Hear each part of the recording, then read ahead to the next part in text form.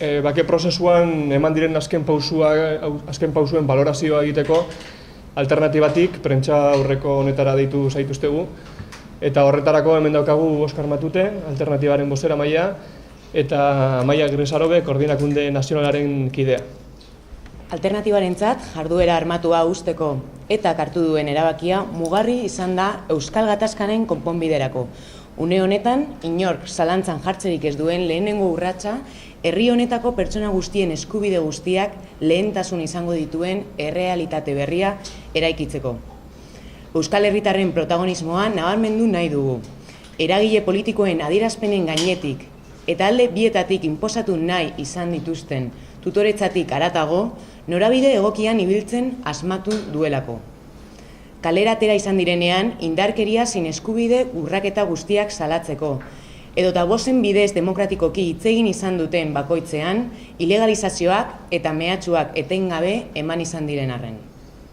Herri honetako gizon emakume gehienek bakea exigitu dute, eta gaur, inoiz baino gertuago dugu. Alternatibak beti izan ditu horri honi inposatu nahi izan dizkioten, alternatibak beti salatu izan ditu herri honi inposatu nahi izan dizkioten tutoretzak. Duela astebete zabaldutako agiriak horietako bat desagerrarazi du, eta orain, eragile politiko sozialak gara, gainerako tutoretza gainditzeko lan egin behar dugunok. Inor ezin die inposatu herritarrei bozka nori eman, aukera politiko batzuk legez kanpo utzita eta bere zagiak bahituta. Horixe baita Arnaldo Otegi, Rafa Díez, Sonia Jacinto, Arkaitz Rodríguez eta Miren Zabaletarekin egin dutena. Inork ezin du erabaki herri honen izenean bere etorkizuna nola egituratu behar duen. Eta inork ezin du bere gain hartu bere sanitza eta plurala den gizartearen borondatearen ordezkaritza.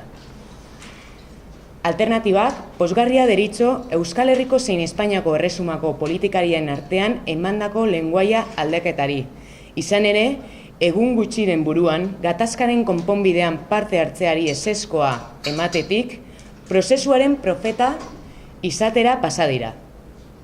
Emandako urrats bakoitza baloratu eta prozesuan ahal izan dugun neurrian lagundu dugunon aldean, gizarteak jokabide zentzugabeak ikustera ohitu behar izan du.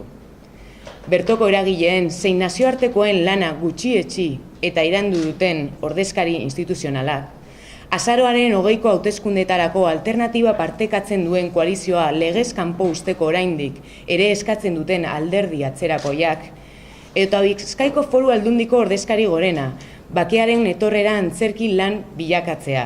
Herri honek bizi duen gatazka politikoa gainditzeko besterik egin beharko ez balitz bezala benetako konponbidea lortzeko.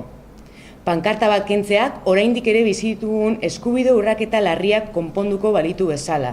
Egun batetik bestera, adiskidetzea eta konbibentziaren erronkak beste barik gaindituko bailitzan.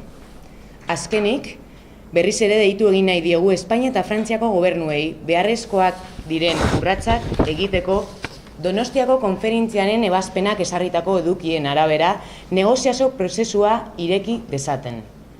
Bereziki, Madrilgo gobernuari eskatzen diogu aukera historiko hau atzerapenik gabe sustatzeko, alderdien legea bertan behera utzita, edota presoei eta haien familiei zigor bikoitza sartzen dien espetxe politika bazter dezala. Eta ez diogu eskatzen bakarrik alternatibarentzat, pauso atzeraezinak direlako Euskal Herritar guztien eskubideak berrezartzeko. Baizik eta trabak ezarri besterik egiten ez dutena, joskoz kanpo geldituko direlako gizartearen eta historiaren aurrean. Indarkeria gainditzea betirako oztopatu ezin daitekeen garaipen soziala delako.